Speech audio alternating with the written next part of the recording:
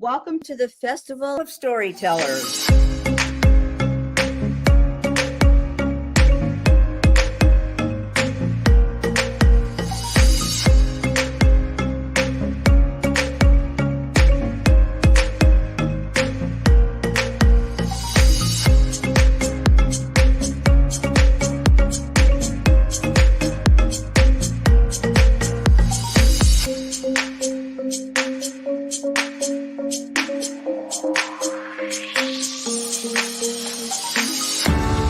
I can't tell you how excited I am to be on right now.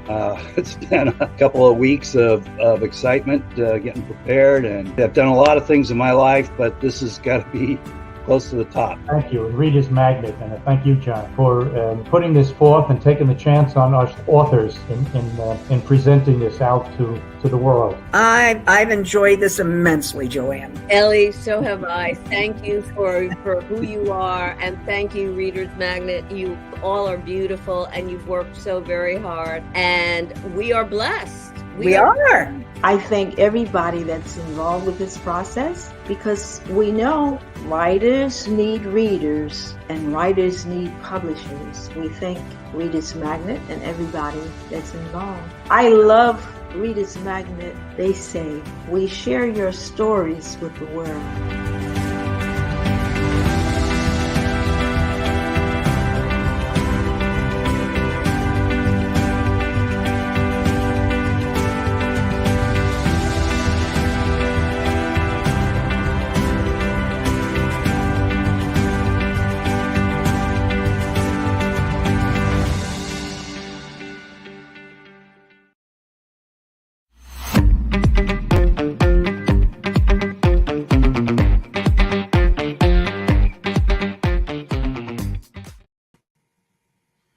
Hi, Renee. Hello, I'm Renee.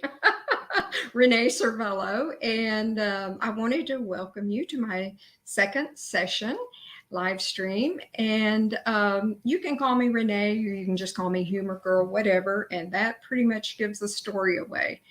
That's my genre, is humor. So on Thursday we spoke, and I described the books and what had happened along the way. So I'm going to give a little repeat on that for those of you that were unable to be with us on Thursday. And then I'm going to give you a little bit of my background. And the reason I decided to do that background is where I've lived, growing up, etc. Because whenever my husband and I read books, we immediately turn to the back page first and read about the authors. So everybody wants to know about their authors, including me. So I'll give you a little background today. And last session, we sort of ran out of time, but there was a gentleman called George. And hello, George. I don't know if you are with us today, but you asked to see Freckles. And Freckles didn't want to be in the camera today. I told you readers last week that rabbits are very independent little animals. So she was having none of be on the desk, be in front of the camera. No way, Jose. So instead, here is Freckles. I'm showing you pictures now. Can you see? Can anybody see her? Hello? I don't know what happened.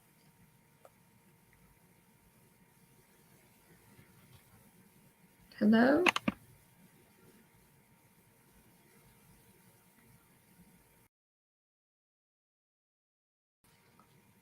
Okay, we're back. So anyway, here is Freckles, George. She is being combed and groomed. So I hope you're with us today and you can see her. And here she is again in all of her little 4-pound glory. She's a teensy little thing, 4 pounds. Bundle of personality. I don't know how many of you have had a rabbit before that lives indoors with you, but this is my second one, and they are full of personality. So anybody that decides to, let's see, June. Hi, Renee. It's great to see you again. Oh, so you were with us last week. Oh, it's great to have you back, June. So I'm glad you're with us. So Anyway, that is from last week. Those were the questions. And then Miss Rice, very sweet Miss Rice, she wrote in and she said, when did you realize you wanted to be a writer? Well, I did start writing in the 4th grade out of boredom and nothing to do where I lived, so to speak. So I started writing, and I was raised on the Hardy Boy books, the Nancy Drew books. That really started my reading life back then. And so here we go. I'm older now, and so I make notes of everything that turn out to be funny. I'm a good observer of people and situations, comedic situations. That's what I'm after. And I find them, they're everywhere. And so I write down my comedic thoughts on little pieces of white cards. And then in 2017, that's when it became official. I joined Amazon, their Create Space publishing company. And they produced this book for me, You're Kidding, I'm a Senior. But what I have learned, not only from myself and the family, but others who have read the book, is you really don't need to be a senior to enjoy these books, because some of the humor is for all ages, or any ages, I would say.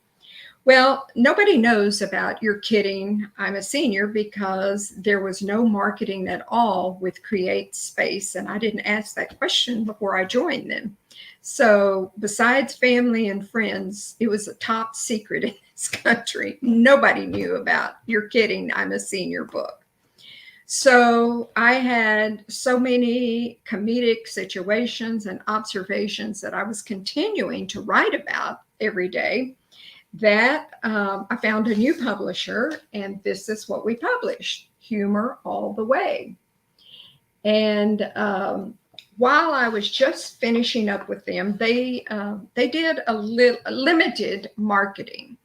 So I was already thinking about my next step, what I needed to do. And about that time, I received a phone call from Reader's Magnet. And we're all very suspicious people. And so they said, you know, our partners saw your book and they think it might be something interesting that we would be willing to discuss with you. And of course, I didn't believe any of it. And I said, what's the name of my book? Okay, Humor All the Way. Tell me what's on page 13 or 47. I don't know. And they read what was on the page, and I'm like very impressed. So I told them, I said, well, I am semi believing you now. So what do you suggest? And so I ended up with Reader's Magnet. It's been a little bit over a year now. And I think some of you have heard me say before at the book signings and various places that Reader's Magnet happens to be a company that has a million ways to market a book. So I have not been through their catalog of marketing, but this, what we're doing right now, the live stream with the authors and with me today, this is something else that they have come up with. And truthfully, I'm not sure I wanted to do it. Oh, June came back to us. Freckles is so cute. I love rabbits, but I don't know if I can take care of them. Well, luckily they pretty much take care of themselves, but I can understand that. If you're not home all day, it's sort of sad for the animal, but they really are wonderful pets. But thank you for your observations. But so I really wasn't thinking I could do this, what we're doing right now, the live streaming. And I guess I sort of thought, who's going to want to listen to me? But here we are. And I enjoyed my first session so much last week. And then here we are on our second session. So I'm just going to give you a little background of the books. We've already discussed You're Kidding, and now Humor All the Way, and Reader's Magnet. I joined them in Tucson for a book signing, and then I joined them in LA for a book signing. And we've done some videos and all sorts of marketing. And I have to say, the most favorite thing that I've done so far are the book signings. I love them. I love them. And there's just such an energy about them, not only you and your Reader's Magnet crew, who they treat you like either a king or a queen for a day. That's really what it's like. So you've got their energy, you've got your own energy, and then the icing on the top is here come your readers. And they love discussing your book with you. They want to get to know you. You want to get to know them. And it's just an energy and something that I just loved. I'll never forget, when I was in Tucson in LA doing this, because they were just wonderful. And in Tucson, it was like, okay, we got to keep the line moving, because everybody just wanted to talk that day, including me. So, and then when we get to LA, it was a little bit different situation in that, yes, we did have a lot of readers, but so many of the authors brought their families with them that day or their friends. So the booth was just filled with family members, and my husband was there. He always goes with me. And there was just a lot of different energy going on. And it was like you were at a party. And then here comes the readers and they join you. And it was just one huge party in LA. It was great. It was great. It was a lot of fun too. So if you want to publish a book, call readers. They will be very kind to you, because you're always a little nervous. You don't know the questions to ask, and but they will take very, very good care of you. I promise you. And they're sweet people, and they understand your feelings. If you're nervous, if you're having questions about what they're suggesting, they're just very, very kind to their authors. So don't miss out on a situation because you're nervous. Elizabeth wrote in, what is the most unforgettable experience you had when you did your book signing in different locations? Well, one of the things in Tucson was we were on the beautiful campus of the University of Arizona, and I've never seen so many upside down people in my life.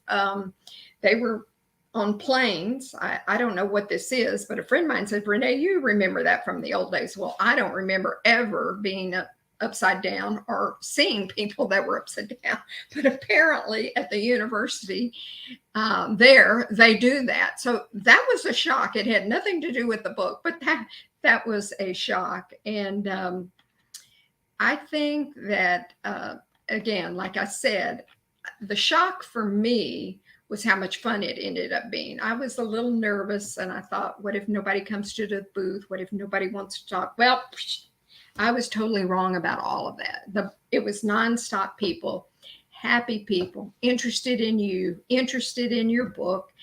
And we just talked and talked and talked. And it was just very gratifying. So like I say, if you're an author, get out there to those book signings, because you will just go home feeling so good. And not only about you, but about your books, that people seem to want to talk about them with you. And the company takes such good care of us on the road. Well, even when we're in our offices, they're just as kind to you behind the scenes as they are at a book signing. So that was wonderful for me. And anybody can have that experience with them. But let's see, Ms. Rice wanted to know, and I answered her question. So I guess I want to tell you now what I would like to go into is a little bit about my background, where I grew up, etc. Because like I said, my husband and I are always interested in the authors that we read, where they are from. So believe it or not, my life started out in Fairbanks, Alaska, when it was still a territory. It was still not a state until 59. So how did I get to Alaska? Well, my father was a pilot for the Army Air Corps during World War II. And after he got out of the service, he and my mother, they didn't know what to do. And so some friends of his, military friends, had already either made it to Alaska or they had stayed in Alaska. And they were saying, come on, you guys need to get up here. There is so much opportunity up here. It's unbelievable. In fact, there were no rental houses. There were no houses to buy. There were no apartments. And so they were like, okay, well, where do you live if you go to Alaska? And well, everybody had to live in hotel rooms or motel rooms. That's all there was. So away they went. And I think they quickly saw that, yes, it was a tremendous amount of opportunity. And they were a young couple. So they did a lot. My mother opened a grocery store on the base. My father and his pilot friends opened a freight airline. And then they opened a training school for pilots. I was born, young couple with a lot going on. And my mother has pictures of me. Instead of pushing a tram out with a baby, you would put your sleigh, get it together with the reindeer, and then you would sit on the sleigh, and then she would hold me in her arms, and the reindeer would pull us all around in the snow. And of course, I think that's where I must have gotten this, get me out of this snow. I am a tropical person through and through. So the idea of snow, no, beaches, sun, sand, that's me, even though it doesn't look like it, but I really do love tropical. But anyway, so they had a very interesting, quick tenure in Fairbanks. I have to assume, since my dad did die of a cerebral hemorrhage, that since the planes were not that well,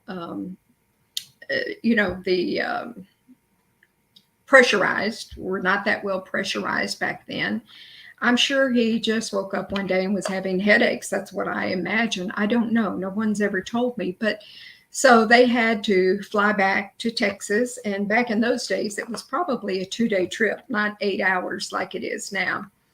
And he had brain surgery 70 years ago. And I'm like, oh, brain surgery.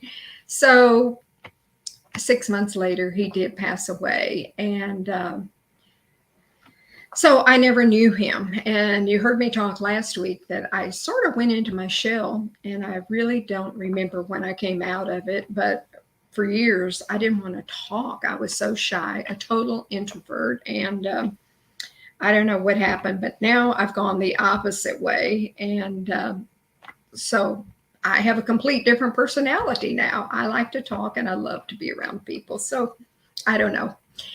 So anyway, my mother and I, after he passed away, had to move in with my grandparents, of course. And so we stayed with them for 2 years, and my mother met another wonderful man. If you were going to have a stepfather, she came home with the best stepfather any child could ask for. He was wonderful. And he came to our lives with a huge family. And we already had a large family, but he had a bigger one. And so we joined in that family, and everybody was just so kind to my mother and I. And my stepfather was great. So after they married, we all moved out to West Texas. And he was in the oil industry, and that's where a lot of oil comes from, West Texas. So we lived there, and then my stepfather, I call him my father, he received an offer to go to Venezuela. So off we went to Venezuela. I was in the 4th grade, and my gosh, day one, you fly into the city of Maracaibo, and then you get on a boat to cross this huge lake to go over across the lake to Las Morochas, where we were going to be living. That was all very exciting to me. But the first thing I noticed when we were coming down the road, the car that was sent to pick us up, beside the lake, there was a huge anaconda that was dead. Snake. Huge. In my 4th grade mind, it was 2 football fields long, and I'm sure it probably wasn't that long, maybe a half of a football field long. I don't know, but the circumference of the snake was just immense. I've never seen anything like that in my life. So I'm thinking, oh my God, goodbye, West Texas. Hello, Venezuela. creatures everywhere that I have never seen in my life and never will. And I mean, there were people from all over the world photographing this dead anaconda snake. It was mind-boggling how large the snake was, but thank God he was dead. So that was day one. Day two, the company had arranged to pick up all the kids to take them to school, a driver and a car. And so I was expected to be ready by like 8 o'clock the next morning. And I was out in front of our house ready to go. And the man that lived across the street from us had a pickup truck, which was out in front of his house. And there were all these men. There were 8 men that surrounded this pickup truck, and they were all going, shh, shh, shh. And I couldn't wait to jump on the other side of the taxi that was picking me up to see what was going on. So I didn't get in the car. I ran around it. I wanted to see. And there was a huge, huge crocodile sound asleep underneath this man's pickup. And there were 8 workers that had shovels that were gently sliding the shovels underneath this crocodile's belly. Now, had he have woken up, God only knows what would have happened. And I was so fascinated. I just could not get in that car and go to school. I had to see this. So they gently pulled him out. He did not wake up.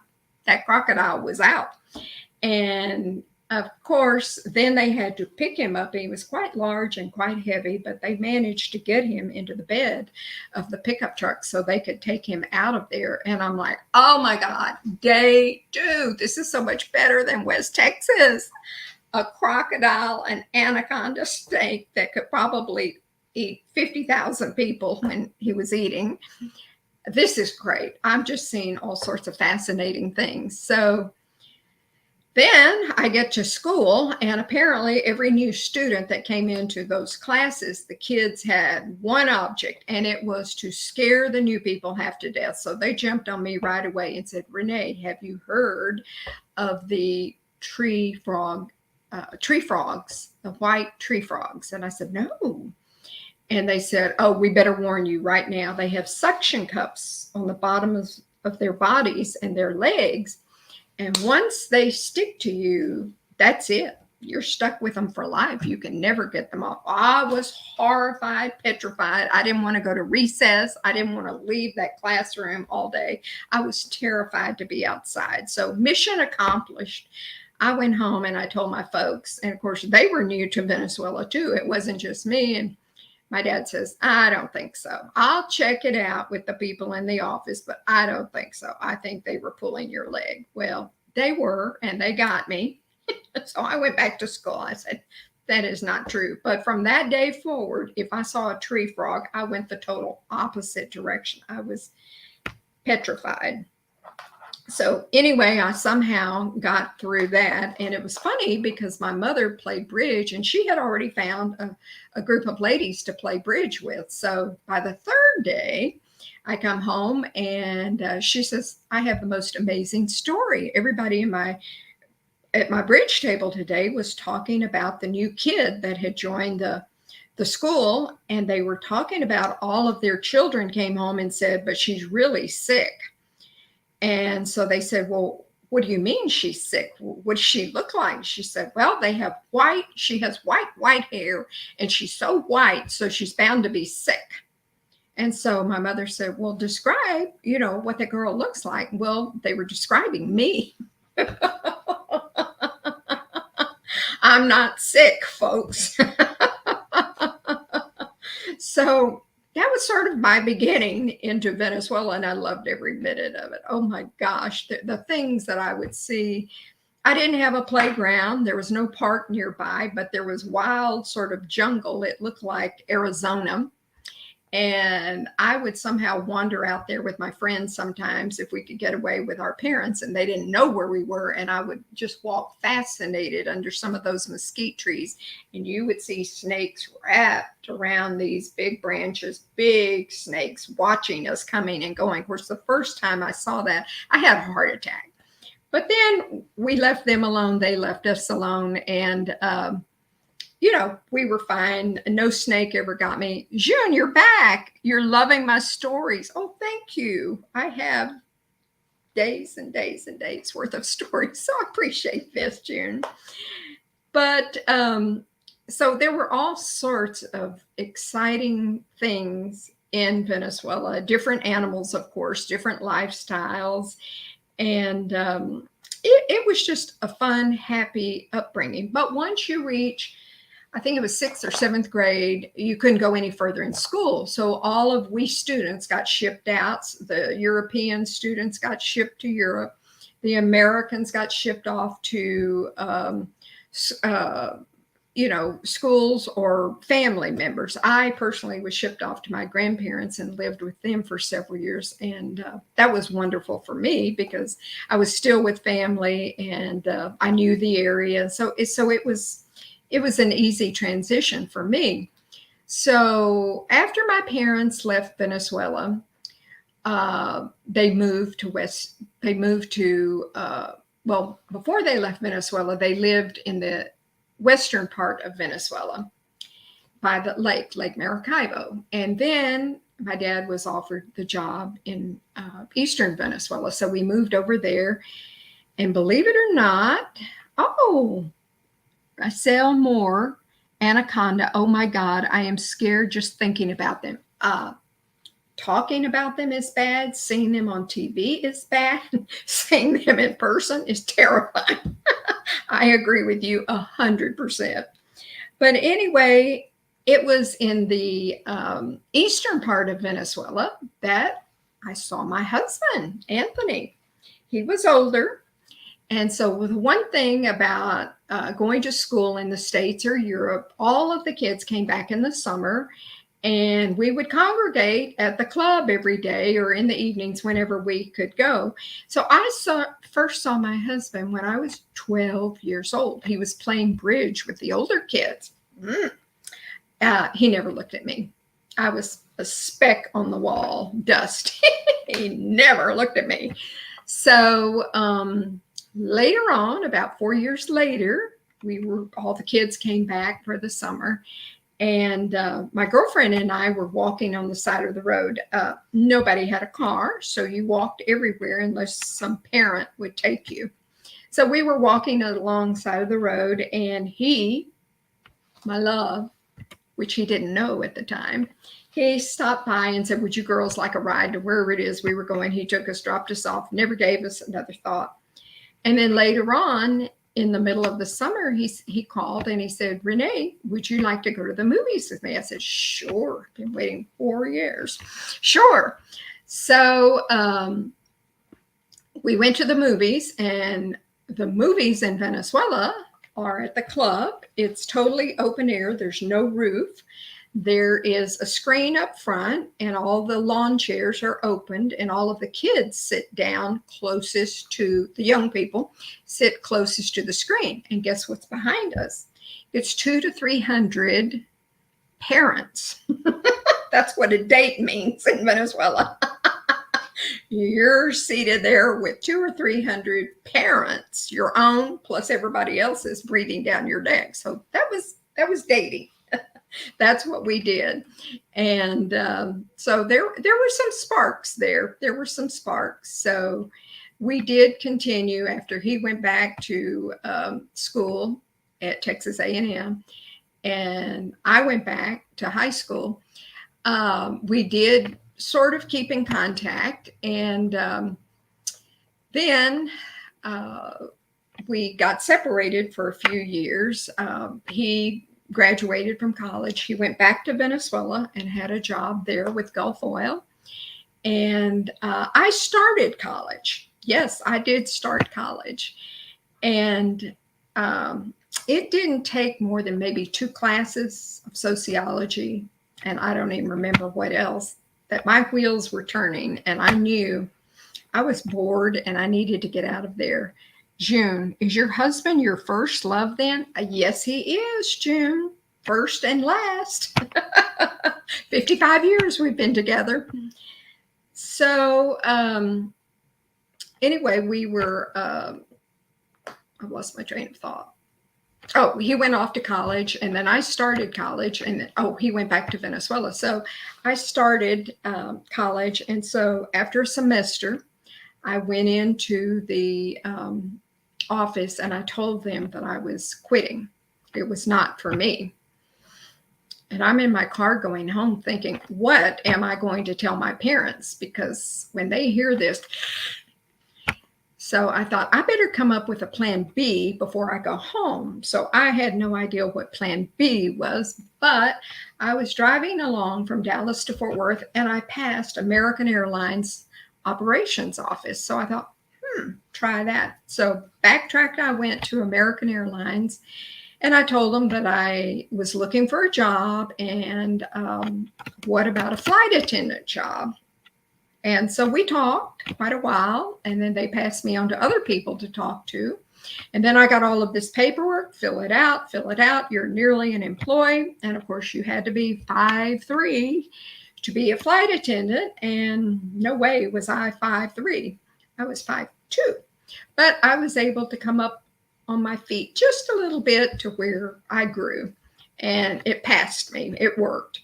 So I said, great. When is the next training class? And they said, well, that's what we need to talk about. You'll be in the training class 6 months from today because at your age, you're 6 months too early for us. And I'm like, oh my God, now what am I going to tell my parents? I thought I was okay, but I'm not okay. And they said, no, we have a recommendation. Just go down a few miles to the Central Airlines Operations Building and talk to them. And you may not want to tell them you're in line to come back to us, but, see what they have to offer, because if you could start working there, then you'd pretty much be trained by the time you came to us. So that's what I did. I went down the road to Central Airlines and we talked and I got passed around, and then the paperwork all came and they said, can you be available in a week for the next training class? That's when the next one will start. And I said, sure, I'll be there. So into training, Renee went very excited and terrified. And training was great. It was the head person who ran it, supervisor, her name was T. She went by T, capital T. And so I'm not so sure T was so thrilled with Renee, because one of the first things we learned in training is, in case of an emergency, who is the last person off of the plane? Well, I raised my hand. The captain goes down with the ship. It's got to be the captain and their crew. Wrong, Renee, you would be wrong. It is the flight attendants. They are always the last off of the plane. And I'm like, well, I don't really agree with that, but maybe I'll just keep my mouth shut. So I did keep my mouth shut. And then we went into training one day where we had PA training, talking to your passengers. So before a flight takes off, by law, you have to make the FAA announcements. And before a plane lands, you have to make the FAA announcements. So I started thinking about that. And the old introverted Renee was coming back out. And I thought, I don't want to stand up in front of everybody and start making these announcements. So I have a better idea. I'll make my announcements from the bathroom. So I raised my hand and said what I thought. Why couldn't we just make our announcements in the bathroom? Well, everybody in the class just thought it was hysterical. And T looked at me and she said, Renee, we have rules and we have regulations. Are you going to be able to follow the rules and the regulations? Yes, ma'am, I can. I will make my announcements in the front of the plane like everybody else. She said, good answer. So Renee got with that program. But come the end of the training, when we were doing our test, the last question was, in case of an emergency, who is the last person to leave the plane? Well, you know what Renee answered? She wrote captain and crew up front. So T came by. She was expecting problems and looked down, and she handed me an eraser. She could read people very well. And she says, Renee, I'm only going to say this once. Do you want to be a flight attendant and get out of this class and get out into the planes, or do you not want this job? And here's your eraser. I quickly erased everything and wrote, flight attendants are always the last ones off of the plane. And she said, you just got a promotion and you're going to be able to fly with us. And I'm like, Why don't you just keep your mouth shut? Anyway, so that was that. And then about 2 days later, they called me and they said, you have a 6 a.m. flight leaving out of Dallas. And so be there at whatever time. And so I was there because I was up since 3 o'clock in the morning worrying about all of this and getting more and more nervous. But I made it to the plane on time. And I knew that everybody, as soon as we got up in the air, would want their first cup of coffee. So I started worrying about that bank of coffee makers. And I couldn't remember one thing I had learned in class about all of this. So knowing that they were really going to want to do a lot of things with coffee that morning, I just started punching buttons. I wasn't reading what I was punching. And all of a sudden, psh, psh, psh, psh, steam was coming out everywhere. And then I thought to myself, this could be a fire. I mean, how do I know it's just going to stay steam? It could be a fire. So I hit the off button. And then I thought, now I have to face angry passengers, no coffee. So I thought, well, the best thing to do is hit it head on. So I made my announcement that our coffee maker was malfunctioning. I didn't say anything about the flight attendant malfunctioning. The coffee maker was malfunctioning. So they took it pretty well. They did. So that was the first flight. So I called my parents that night and I said, listen, I think I'm going to be tomorrow morning. I already have my note from T to see her in the office in the morning. And first words out of my mother's mouth, don't worry, I'll call all the relatives tonight and tell them flying just wasn't for you. She wasn't worried about if I got fired or not. She just had to think of a story for the relatives. So that's what she did. Well, I visited T the next morning and she says, Renee, we have ground crews that check everything on the plane before the plane goes out again. So your coffee maker was checked before you went out with it. And guess what? It was in perfect running condition. So I don't know exactly what happened. I said, I'll tell you. I would always spill my guts. And I said, I'll tell you. I was a nervous wreck. I was worried about this since 3 o'clock in the morning. And by the time I made it to the plane, forget it. I couldn't remember anything that I learned in training. And I said, but don't worry. I told the passengers that, it was malfunctioning and we couldn't have coffee. She said, oh, it was not the coffee maker that was malfunctioning. I said, well, I realize that too. But so anyway, she said, do you need more training on the coffee? I said, please. So we went to another area and I wrote down everything she told me. I did not take anything for granted. And the next morning when I flew out again, guess who made the perfect cup of coffee? Yes, Renee did it. She conquered it. And I got to call my parents and say, guess what? I'm not fired. And then another incident that really resonates with me is leaving Dallas one day, and they introduced me to the senior gentleman. Lovely, lovely man. We sat him in the front row because he's having problems entering and exiting the plane in the seat. So he asked me mid-flight, he said, Miss Cox, if you get a free minute, would you just come sit in the empty seat beside me? He said, I would love to talk to you and visit with you a little bit. And I said, sure, I would be glad to. So I did. And we bonded. He was like a wonderful gentleman. And I must have reminded him of a daughter or granddaughter, somebody. We just bonded. So his family was waiting for him in Kansas City. That was the deal, that he would move from Dallas to Kansas City, and they were all there at the airport to receive him. So we landed in Kansas City, and I said, don't worry. As soon as we get everybody on board, off board, I'll try to come back whenever I can. So I did go and, got everybody deplaned. And then here comes a new group of people, and I got everybody in their seats. We made our announcements. We took off. I came back and I sat with him for a minute, and then I got called to the cockpit by the pilot. And he says, Miss Cox, he said, I've been notified by operations that Mr. So-and-so did not deplane in Kansas City. And I'm like, oh. And he says, where is Mr. So-and-so? Nobody can find him. And I said, well, he's in seat 1A. And he said, why? And I said, well, we just bonded.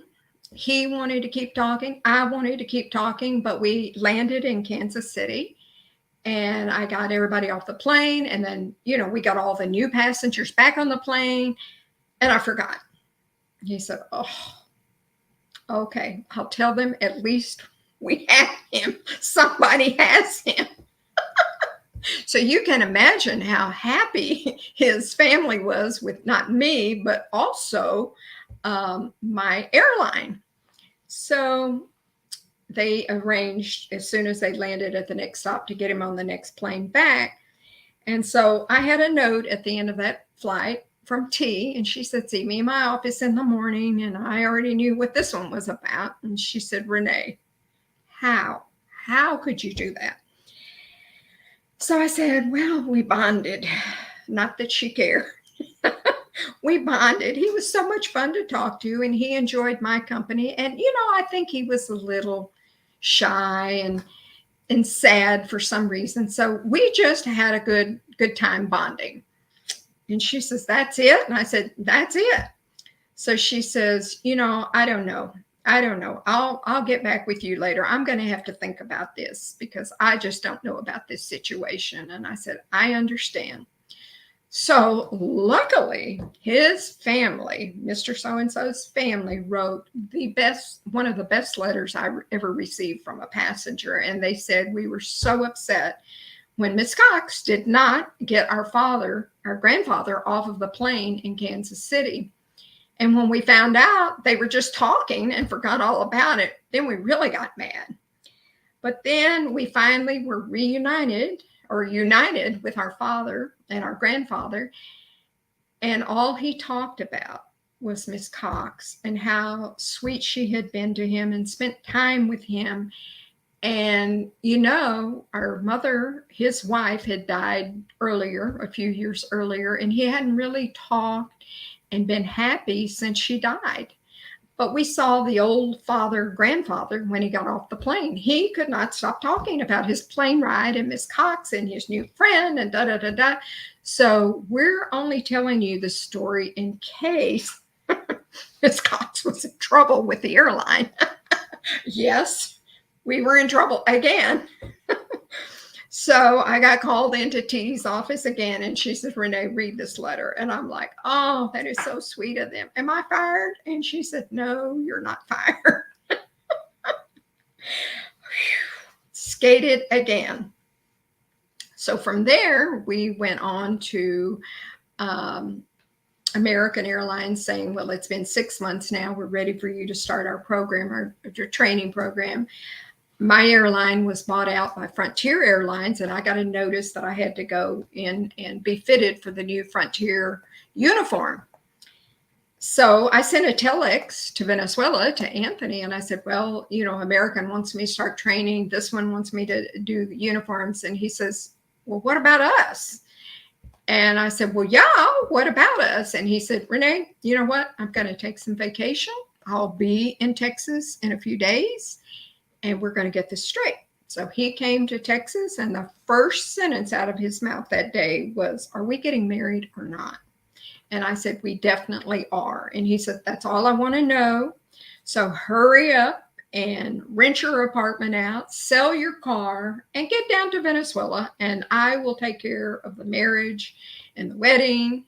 And all you have to do is get on a plane and come. So hurry up." So that's what I did. I told everybody leaving goodbye. I know my airline was heartbroken to lose me. Not. I flew for 13 months. And honest to God, I tell everybody it was a fun job. Although I screwed it up occasionally, it was a fun job. I didn't do anything bad, but it was a fun job. And I would recommend that job to other people. So we obviously did get together. We did get married not long after that little visit. And so I don't know if it's going to last or not. We've only been together 55 years at this point. Who knows? He's a wonderful man. So we've always had a strong bond, and we've enjoyed the marriage very much. And like I tell everybody, marriage is not a straight line. It's up, down, up, down, up, down. So just get that in your head. Marriage is not perfection. It's just a lot of ups and downs. But I see I have some comments over here. So let's see. Oh, I'm up. I'm finished. I haven't. Oh my gosh, I have so much more to say. Well, the first thing is thank you to all of you for coming in today. And oh my gosh, last time I forgot to tell you that you can order my books and the other authors' books. You can order my books from reneeservello.com or the Reader's Magnet Bookshop or Amazon or Barnes and Noble. And, it's just, I don't know. It's so gratifying to be here with you today. And I hope we can do it again. I'll be on again tomorrow at 2:30. And I hope you'll come back. And like I say, if I've missed some of your questions, I'd be happy to answer them tomorrow also. So appreciate your coming. And I can't believe how fast this went today. But as we know, we have other authors that are coming in right behind us, so we can't take up any of their time. So, June, I'm so glad you were able to tune in today and appreciate the questions. And George, I hope you were able to come back. And Miss Rice, I hope I answered your question from last week. And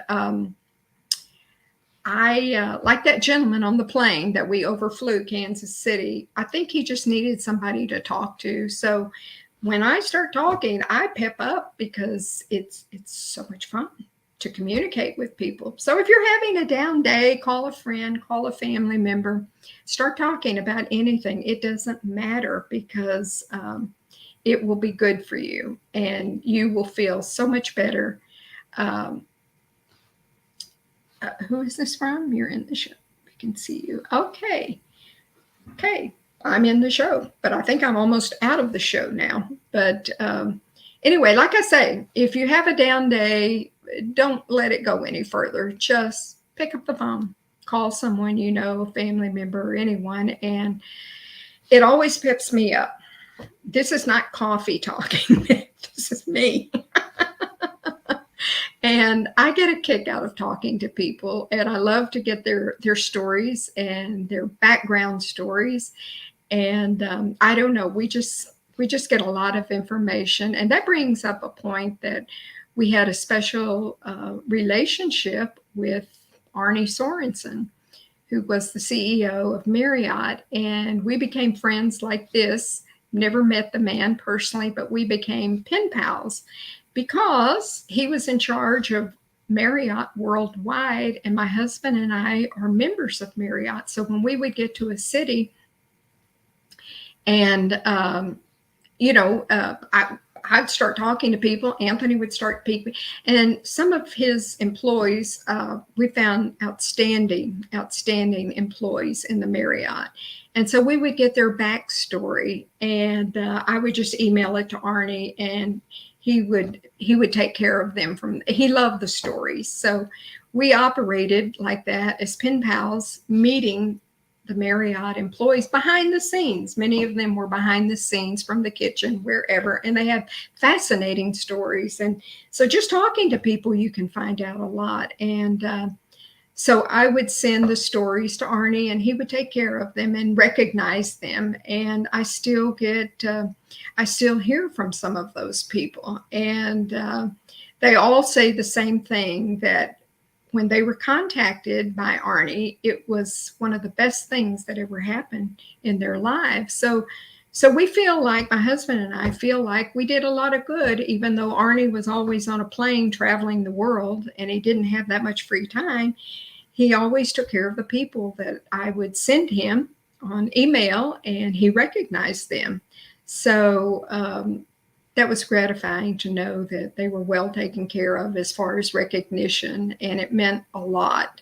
And a lot of those people you just never see or hear. They're in the background. So we had a lot of wonderful stories that we talked about with him, and then he recognized them. And somebody's sending me a message. Your camera is off. Okay, so I guess I'm out of time. So thank you for coming today. I appreciate it.